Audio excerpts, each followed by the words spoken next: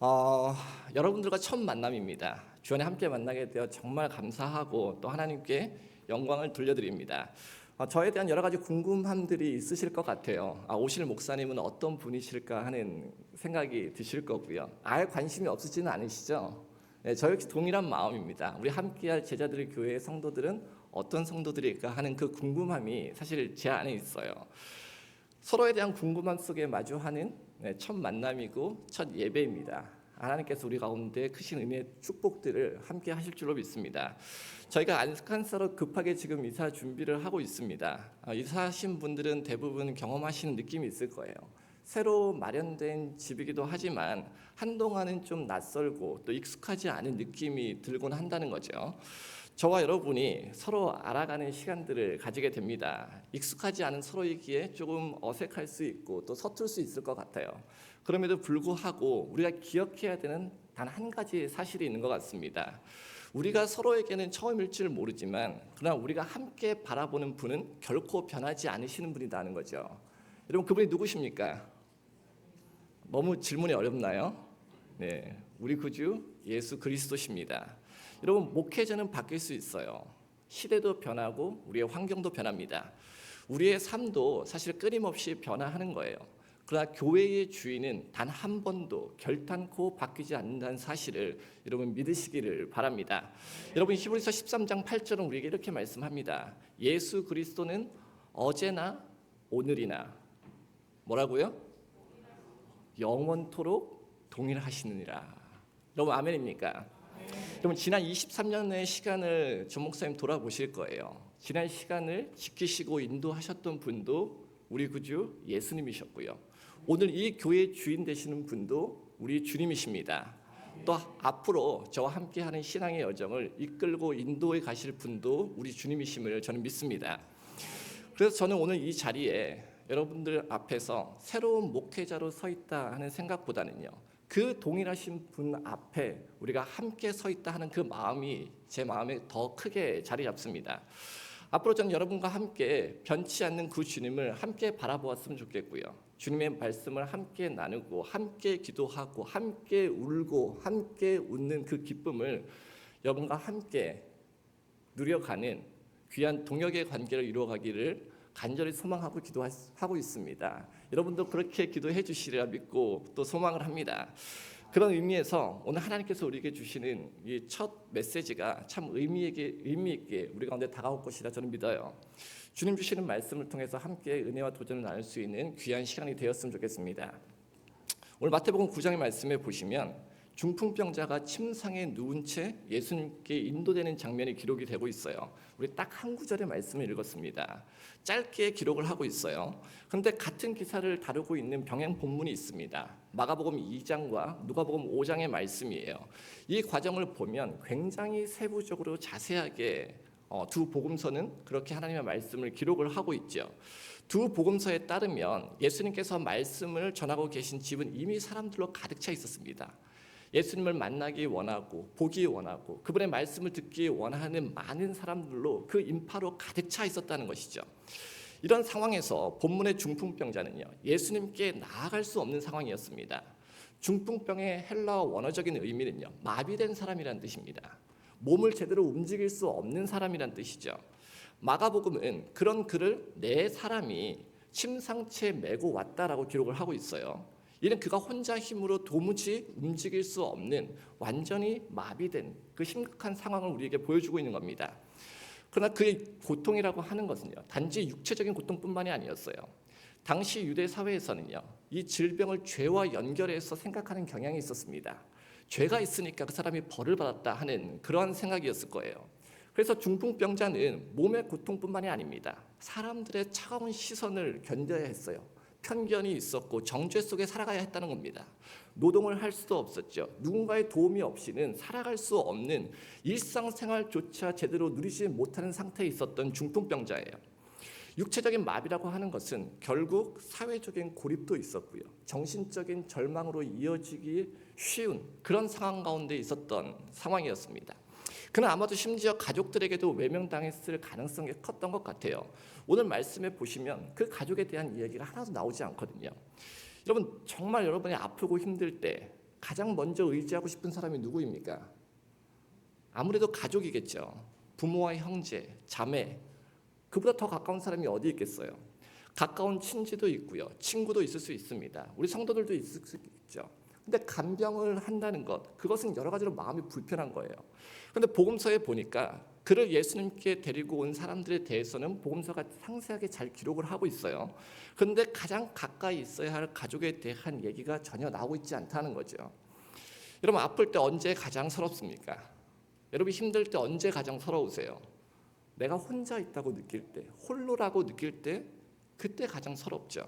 내 아픔을 좀 공감해주고 보살펴줄 수 있는 사람이 없다고 느낄 때, 내 손을 붙잡아 줄 사람이 없다고 느낄 때 사람은 점점 절망 가운데 빠져갑니다. 어찌 보면 본문의 중풍병자가 그런 상황 가운데 있었던 거예요. 외로움이 있었고요. 절망 속에서 어떻게 할지 모르기 때문에 정말 혼자 전전긍긍하면서 살아갔던 그 당시의 상황을 우리가 추측을 해볼 수 있게 되는 겁니다. 그런데 그 바로 절망의 자리에서 오늘 복음서는 우리에게 놀라운 장면 하나를 보여주고 있어요. 홀로였던 그를 위해서 4명의 사람이 다가왔다는 겁니다. 그리고 마가복음은 그들이 중풍병자를 침상채 메고 예수님께 갔다라고 기록을 하고 있어요. 근데 집안은 이미 사람들로 가득 차 있던 겁니다. 더 이상 들어갈 틈이 없었어요. 보통 사람이면 어떻게 했을까요? 포기하지 않았겠습니까? 오늘 사람이 너무 많으니까 다음에 가자. 다음 기회를 좀 찾아보자 했겠죠. 여기까지 온 것도 우리가 최선을 다했으니까 이쯤이면 됐다 하는 생각들이 아마 있었을 거예요. 그런데 오늘 말씀에 보면 그들이 포기하지 않았다는 것을 알 수 있죠. 그래서 사람들 틈을 비집고 들어간 겁니다. 그것도 모자라서 지붕 위로 올라가는 거예요. 지붕을 뜯습니다. 마침내 침상채 중풍병자를 달아내린 거예요. 그리고 예수님을 만나게 하는 겁니다. 여러분, 이 장면을 우리가 한번 좀 상상을 해보자는 겁니다. 말씀은 말씀대로 그냥 읽는 것으로 지나가는 게 아니라 당시의 상황 가운데서 내가 그 말씀 가운데 있었다면 어떻게 상상할 수 있을까 하는 것을 좀 생각해 보자는 거예요. 이런 병자를 메고요, 수많은 인파를 헤쳐 지나가는 것 결코 쉽지 않은 일입니다. 더욱이 환자를 메고 지붕으로 올라갔다. 이것도 어려운 일이죠. 지붕을 뜯고 사람을 내리는 일, 우리 할 수 있겠습니까? 참 어려운 거예요. 여러분, 사람의 시선도 있는 겁니다. 체면의 문제도 있는 거예요. 집 주인의 눈치도 보였을 것 같고요. 상황에 따라서는 많은 사람들의 비난과 손가락질이 있었을지도 모르겠습니다. 그러나 그들에게 그 모든 불편함에 있어서 훨씬 더 중요한 것은 이 한 사람, 이 중풍병자 한 사람을 예수님께 데려가는 것, 그보다 중요한 일이 없었다는 것이겠죠. 여러분, 저는 이 장면을 묵상하면서요, 제 자신에게 스스로 질문해 보게 됩니다. 나는 내 주변의 사람을 그렇게 살피는 사람인가 하는 거죠. 내 주변의 이웃의 필요를 살피는 사람인가 하는 겁니다. 나는 누군가 영적으로 쓰러져 있을 때에 기꺼이 그들에게 다가가는 사람인가? 그 질문을 제 스스로에게 해보는 거예요. 그리고 또 하나의 질문이 생기게 됩니다. 그렇다면 내 곁에는 그러한 믿음의 사람이 있는가 하는 겁니다. 함께 할 수 있는 믿음의 동역자가 있는가 하는 거죠. 여러분, 저는 오늘 이 두 질문이 우리에게 정말 꼭 필요한 질문이라고 생각되어집니다. 저는 이 교회에 오기 전부터요, 사실 여러분에 대한 이야기를 많이 들었습니다. 지난 23년간 한결같이 교회를 섬기고 또 헌신해 오신 전 목사님에 대한 이야기가 있었고요. 우리 전 목사님과 함께한 성도들의 아름다운 이야기를 참 많이 들어왔습니다. 여러분, 23년이라는 기간 정말 결코 짧은 시간이 아니에요. 함께 예배하고 또 함께 기도했고 또 함께 서로가 서로를 세워가기 위해 노력했던 시간들일 겁니다. 생각해보면 감사와 기쁨의 시간도 있었겠지만 어려움과 아픔의 시간도 여러분 가운데 있었을 것이라 생각이 듭니다. 그때마다 어떻게 하셨습니까? 함께 무릎을 꿇고 기도하셨을 것이고요. 하나님의 뜻을 구하셨을 거고 서로를 보듬고 서로를 안는 그런 사랑의 나눔들이 있었을 것이라 생각이 됩니다. 여러분, 그 시간이 지나며 어떻게 되었을까요?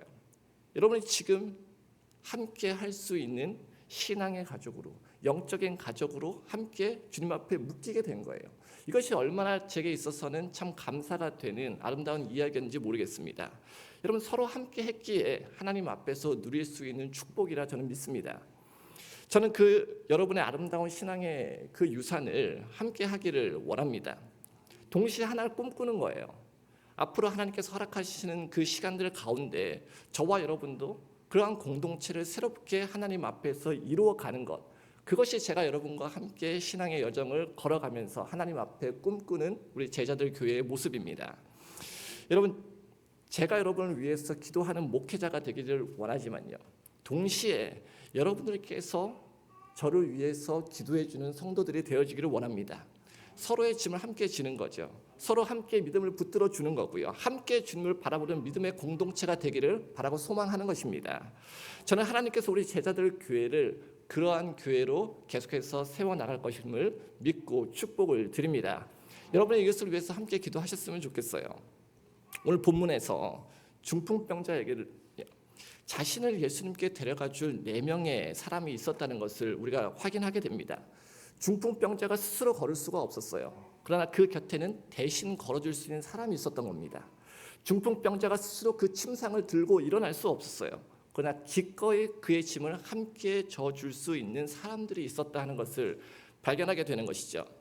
여러분, 생각해 보면요, 사람에게 있어서는요, 큰 복이라고 하는 것은 혼자서 무엇이든지 할 수 있는 능력이 아닌 것 같습니다. 오히려 내가 넘어졌을 때, 쓰러졌을 때, 아프고 괴로울 때 함께 일으켜 세울 수 있는 사람이 있다는 것, 여러분, 그것이 우리에게 있어서는 가장 큰 복이 아닌가 싶습니다. 반대로 또 무엇이 있을까요? 누군가가 넘어졌을 때, 누군가가 힘들어할 때, 쓰러져 있을 때, 지쳐 있을 때 내가 그 사람을 붙들어 줄 수 있는 사람이 되는 것, 여러분, 그것이 또한 우리가 누릴 수 있는 또 다른 복임을 기억할 수 있는 이 시간이 되기를 원합니다.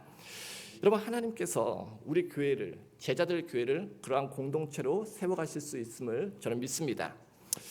여러분, 저는 구원이라는 문제가요, 분명 하나님과 나 사이의 개인적인 문제라는 것을 저는 믿습니다. 여러분, 믿음이라는 것 대신 가져줄 수 있는 것 아니죠. 누군가를 대신해서, 나를 대신해서 하나님 앞에 나를 세워줄 수 있는 것, 그거 아닐 겁니다. 그러나 오늘 본문은 우리에게 또 다른 중요한 사실을 하나 보여주고 있어요. 우리가 하나님 앞에 홀로 서기까지는 누군가의 믿음이, 또 누군가의 헌신이, 누군가의 사랑이, 누군가의 기도가 우리 가운데 필요하다는 것이겠죠. 여러분, 우리 다시 한번 마태복음 9장 22절의 말씀을, 2절의 말씀 함께 읽어보시도록 하겠습니다. 함께 읽겠습니다. 침상에 누운 중풍병자를 사람들이 데리고 오거늘 예수께서 그들의 믿음을 보시고 중풍병자에게 이르시되 작은 자야 안심하라, 내 죄 사함을. 여러분, 중풍병자를 사람들이 데리고 오거늘 말씀해 보니 예수께서 그들의 믿음을 보시고라고 기록하고 있죠. 여러분, 예수님께서 누구의 믿음을 지금 보셨다는 겁니까? 병자를 데리고 온 그들의 믿음을 보셨다는 거예요. 중풍병자의 믿음뿐만이 아니라 그를 도운 자들의 믿음을 주님께서 보셨다는 겁니다. 여러분, 결국 그들의 믿음이 한 사람을 예수님께로 인도하는 은혜의 통로가 되었다는 것이죠. 여러분, 우리의 믿음은 누군가를 예수님께로 인도하는 통로가 될 수 있습니다. 여러분, 믿으십니까? 만약 오늘 본문에 돕는 그들의 믿음이 없었다면 어떻게 됐을까요? 그 중풍병자가 어떻게 되었을까 한번 상상해 보신 적이 있으십니까? 그는 여전히 현재의 자리에 남아있을 거예요. 죄와 병에 묶여 홀로 움직이지 못하는 삶을 살아갔을 것이다. 우리는 생각할 수 있는 겁니다. 이런 마가복음과 누가복음에 등장하는 4명의 사람은요, 단순히 중풍병자를 도운 것이 아니에요. 그를 복음의 자리로 이끈 겁니다. 중풍병자가 예수님을 만났던 그 과정은요, 어떤 측면에서 보면 개인적인 믿음으로만 이루어진 것이 아니다는 거죠. 다른 사람의 믿음과 그 헌신을 통해서 예수님께 이끌려져 왔다. 그것을 우리가 말씀을 통해서 확인하게 되는 겁니다. 우리도 우리의 믿음과 사랑, 그리고 타인에 대한 관심이 영육으로 고통하는 자들에게 예수님께로 인도할 수 있는 그 통로가 될 수 있도록 우리 자신이 준비되어야 됩니다. 우리가 그렇게 하나님 앞에 기도하고 그러한 복의 통로가 될 수 있도록 주님 앞에 간구해야 되는 거예요. 죄와 상처와 절망 속에서 정말 스스로 단 한 걸음도 내딛을 수 없는 사람에게 다가가서 그들과 함께 걸어주는 것, 여러분, 그것이 복음의 삶입니다. 이런 복음이라고 하는 것은요, 혼자 걷는 여정이 아니에요. 함께 걷는 믿음의 여정입니다. 여러분, 믿으십니까? 특별히 저는 오늘 참 감명을 많이 받았어요. 우리 선교팀을 좀 생각해 보게 됩니다. 여러분, 단지 봉사하러 가는 것이 아니죠. 오늘 본문에 등장하는 그 사람들의 믿음의 역할을 여러분이 감당하기 위해서 가는 겁니다. 여러분, 누가복음은요, 이렇게 얘기하는 거예요. 듣고 싶어도 드릴 수 없는 기회가 있는 사람, 누군가는 예수님께 나아가고 싶은데 어떻게 할지 몰라 혼자 전전긍긍하는 그런 사람들을 위해서 보냄을 받았다는 거죠. 여러분이 그들에게 다가가서 손을 내미는 겁니다. 함께 걸어주는 것이고요, 함께 기도하는 것이고, 때로는 안고 함께 울어주는 것이고, 예수님 앞으로 인도하는 그 복음의 통로로 우리 선교팀이 부름을 받았다는 것이죠. 여러분의 작은 섬김 하나가, 또 따뜻한 미소 하나가, 또 함께 드리는 그 기도가 여러분에게 있어서는 정말 하나님께 쓰임받는 그 도구로서 나아가게 될 것임을 저는 믿고 소망을 합니다. 하나님께서 여러분들의 복음의 통로로 사용하셔서요, 정말 축복의 통로로 사용하셔서 그분의 귀한 역사를 그들 가운데 드러낼 수 있는 축복이 여러분들 가운데 있기를 주님의 이름으로 축원을 드립니다. 여러분의 믿음을 보시고 또 다른 영혼에게 은혜를 베푸시는 그 하나님의 역사가 나타나기를 간절히 기도하겠습니다. 여러분, 세상에는요, 우리의 믿음의 도움이 필요한 누군가가 있기 마련입니다. 항상 있죠. 우리 신자들은 아닙니까? 마찬가지예요.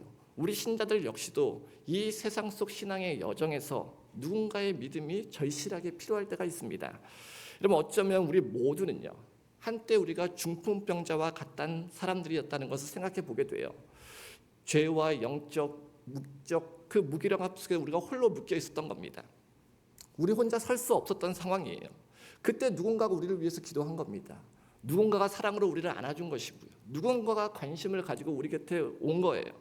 그리고 우리를 예수님께로 데리고 인도하는 겁니다. 아마 여러분의 신앙의 삶 속에서 여러분 충분히 경험을 하셨을 것 같아요. 우리가 돌이킬 수 있도록, 하나님 앞에 다시 설 수 있도록, 하나님 앞에서 우리가 우리의 모든 것들을 다시 올려드릴 수 있도록 누군가는 우리를 위해서 그렇게 기도하고 헌신했다는 것이죠. 그분들이 여러분의 부모님이시든, 여러분의 친지든, 여러분의 성도든 누구인지 간에 그분들의 섬김과 기도로 우리가 주님께로 이끌려졌다는 겁니다. 그렇다면 이제 우리가 그 은혜를 좀 흘려보내야 되지 않을까 하는 것을 생각해 보는 겁니다. 누군가가 죄와 병으로, 영육으로 정말 지쳐 쓰러져 있을 때에, 힘들어할 때에, 괴로워할 때에, 고통스러워할 때에 우리가 그들을 대신해서 움직여 줄 수 있는 사람이 되어야 하지 않을까. 오늘 말씀을 통해서 우리가 그것을 함께 살펴보고 있는 것이죠. 근데 사실 이런 것들이야말로 생각을 해보면요, 예수님께서 우리 가운데 오셔서 먼저 우리에게 보이시고 행한 일이었다 하는 것을 생각해 보게 되는 겁니다. 여러분, 우리는 예수님을 혼자 찾을 수 있는 힘이 없었어요. 하나님을 찾는 마음도, 죄의 굴레에서 스스로 벗어날 능력도 없는 자였습니다. 그래서 에베소 2장 1절에 이렇게 얘기하는 것 같아요. 우리가 허물과 죄로 죽었던 자들이다라고 얘기하고 있는 거죠. 여러분, 죽은 자들은요, 스스로 살아날 수 없습니다. 스스로 설 힘이 없어요. 먼저 찾아오시는 은혜가 필요한 겁니다. 그래서 예수님께서 하늘의 영광을 버리시고 우리 가운데 찾아오신 거죠. 우리의 죄를 대신 지시기 위해서 십자가를 지신 것이고요, 우리가 하나님께 나아갈 수 있도록 친히 그 길이 되어주신 분이다. 우리가 이걸 믿고 고백하는 겁니다. 우리가 주님을 붙잡는 것이 아니라 주님께서 우리 가운데 먼저 찾아오셔서 함께 해주시고 우리를 붙드셨어요. 여러분, 이것을 믿으십니까? 그것이 복음이에요. 그것이 복음입니다.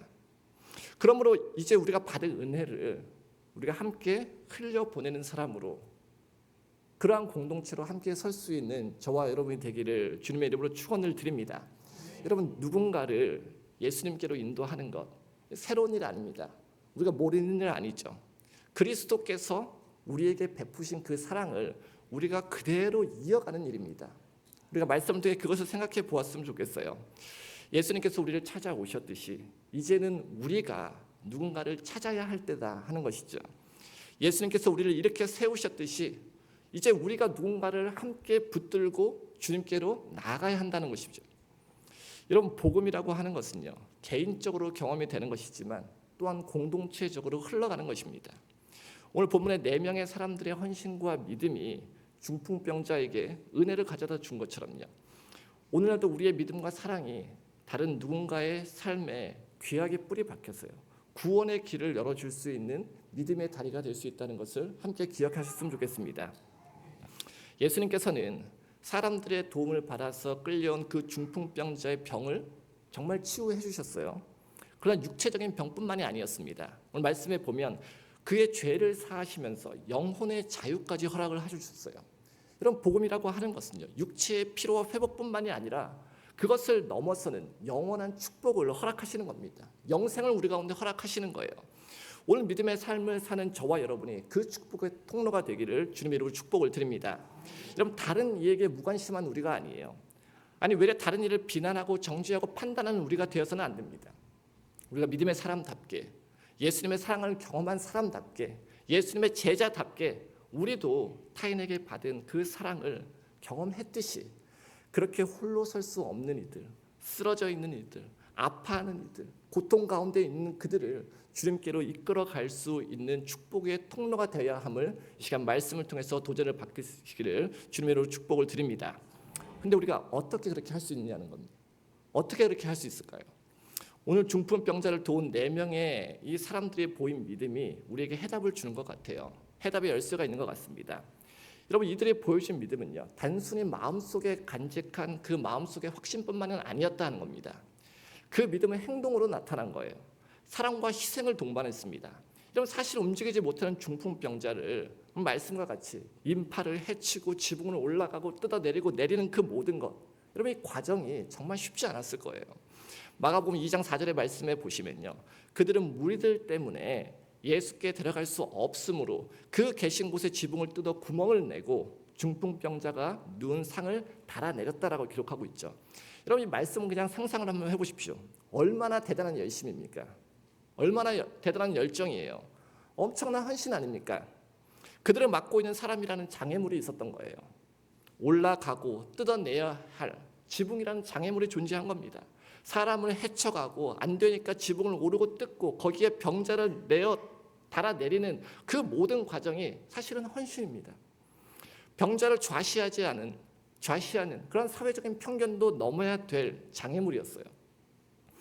그런 상황을 우리가 생각해 본다면 안 한다, 못하겠다, 포기하겠다 할 수 있겠죠. 내 일도 아닌 일에 굳이 내가 그렇게 할 필요가 있겠느냐 하는 겁니다. 당연히 할 수 있는 생각들일 거예요. 여러분, 희생과 사랑 없이는 불가능한 일입니다. 예수님이 고치실 수 있다 하는 그 확실한 믿음이 없다면 가능치 않았던 일이다 하는 것을 우리가 생각해 보는 거예요. 그들을 가로막는 여러 장애물들이 있었지만 믿음으로 계속해서 한 걸음 더 내딛은 겁니다. 그리고 결국 만나야 할 주님을 만난 거예요. 그러니 그들의 믿음을 예수님께서 인정하신 거죠. 누가복음 5장 20절의 말씀에 보시면 예수께서 말씀하십니다. 그들의 믿음을 보시고 이르되 이 사람아 내 죄 사함을 받았느니라 하시니, 예수님께서 그들의 그 믿음을 보셨다는 거예요. 행동하는 믿음을 보신 겁니다. 그들의 헌신과 열정을 보신 거예요. 그들을 통해서 중풍병자의 육신의 병뿐만이 아니라 죄의 문제까지 해결해 주신 것이다. 여러분, 이것이 우리에게 다가오는 복음의 소식입니다. 우리 믿음의 형제자매 여러분, 우리는요, 믿음의 공동체로 부름을 받았습니다. 이 사명을 위해서 부름을 받은 거예요. 중풍병자와 같은 영혼들을 우리 주님 앞으로 인도하기 위해 저와 여러분이 부름을 받았습니다. 영육의 아픔과 죄의 굴레 안에 갇혀진 그들의 믿음이 세워질 때까지 우리가 포기하지 않고 함께 웃고 함께 울어 그 사역을 감당해야 되는 이유가 오늘 바로 여기에 있는 것입니다. 저와 여러분이 그러한 축복의 통로가 되어야 될 줄을 믿습니다. 우리의 신앙의 삶에도 종종 이러한 믿음의 걸음을 걸어가는 데 있어서 참 많은 방해물이 있다, 장애물이 있다는 것을 발견하게 됩니다. 때로는 환경적인 문제가 있겠죠. 생업의 문제가 있을 겁니다. 경제적인 문제가 있겠죠. 사람들의 방해가 또한 있을 수 있습니다. 우리 자신의 능력의 한계도 장애물이 될 수 있어요. 세상의 재미와 세상의 편리가 우리를 가로막기도 합니다. 가정에 대한 지나친 관심도 포함이 될 수 있어요. 우리 육신의 연약함, 우리 믿음의 부족함 역시 그것에 대한 장애물이 될 수 있습니다.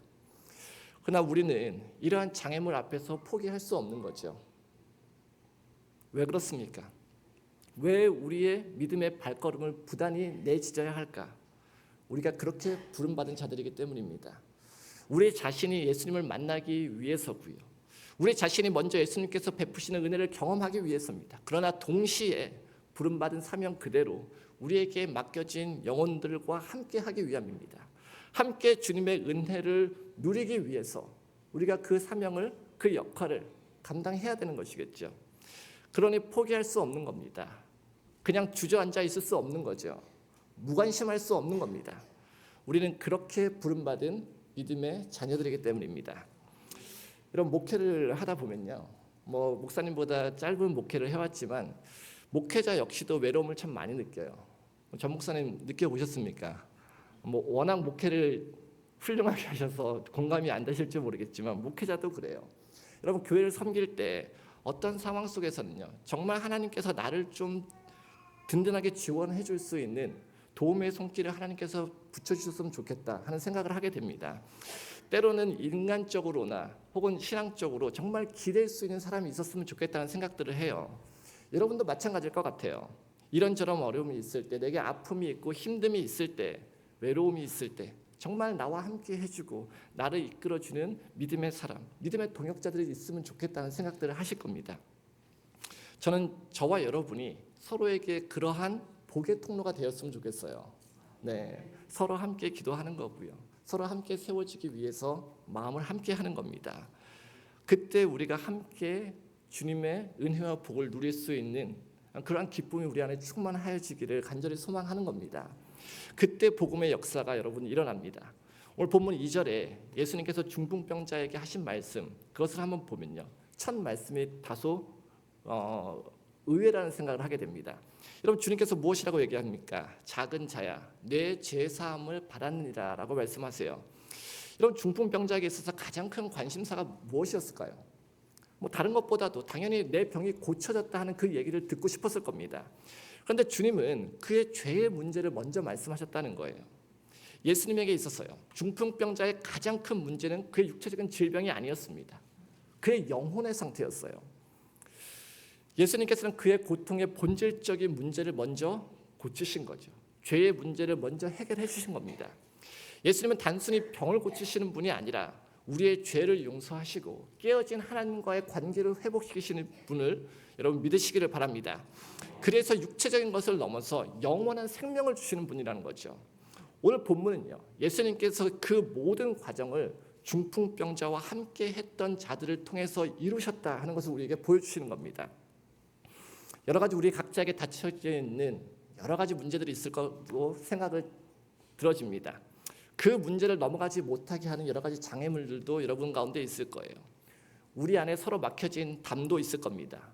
어쩌면 우리 속에 근본적으로 자리를 잡고 있는 죄의 문제들이 또한 우리 가운데 있을 거예요.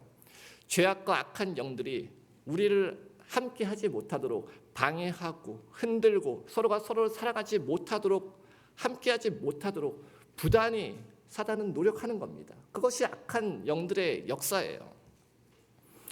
그러나 우리가 함께 하나님 앞에서 기도하고 함께 믿음의 길을 걸어간다면요, 여러분 그 죄와 방해물들을 뛰어넘을 수 있게 되는 겁니다. 함께 주님께서 주시는 그 은혜의 축복들을 우리가 함께 누릴 수 있게 되는 거죠. 저와 여러분이 그것을 소망했으면 좋겠습니다.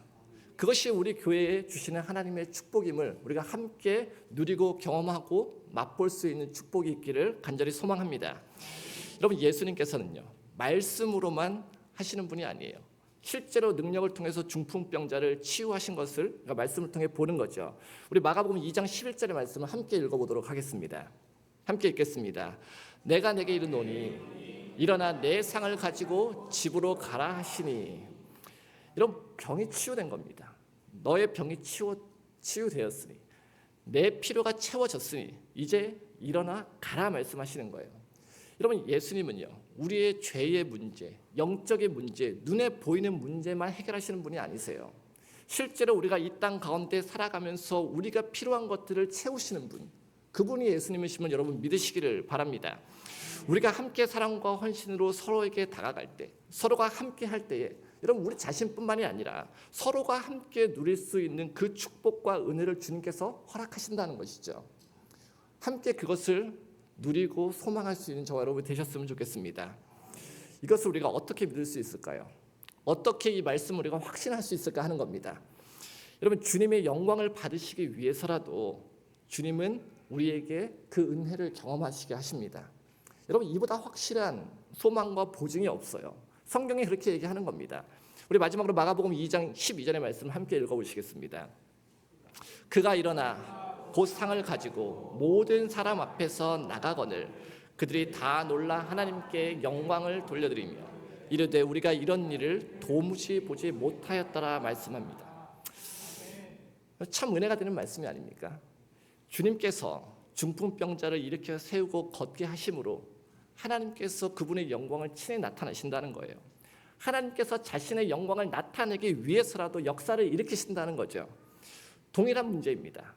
우리가 주님 앞에서 함께 기도하고 함께 연합하고 함께 예배하며 함께 나아갈 때에 우리 개인의 뿐만이 아니라 문제뿐만이 아니라 우리 공동체의 문제들을 주님께서 만지시는 겁니다. 그리고 주님께서 친히 그것을 해결하심으로 주님의 영광을 스스로 드러내신다는 거죠. 이 얼마나 축복입니까? 여러분, 우리가 노력하고 우리가 애쓰지 않아도요, 하나님께서 친히 그 영광을 드러내시기 위해서 우리 가운데 역사하신다는 겁니다. 우리가 해야 될 일은 무엇입니까? 우리가 해야 할 바를 하면 되는 거예요. 함께 연합하고 함께 기도하고 함께 예배의 자리를 지키고 뜨겁게 눈물을 흘리면서 서로가 서로를 보듬어 가는 겁니다. 그것이 우리가 해야 될 일이죠. 그러면 말씀 그대로입니다. 우리가 보고도 놀랄 만한 역사를 주님께서 이루신다. 여러분, 그것이 우리가 소망하는 바가 되어야 되는 것이겠죠. 사랑하는 제자들 교회 성도 여러분, 우리가 함께 믿음의 길을 걸어가는 저와 여러분이 되셨으면 좋겠습니다. 정말 서로가 서로를 위해서 함께 사랑과 헌신을 보여주셨으면 좋겠어요. 우리가 함께 말씀 안에서 주의 영광을 바라볼 수 있는 귀한 공동체로 세워지기를 주님의 이름으로 축복을 드립니다.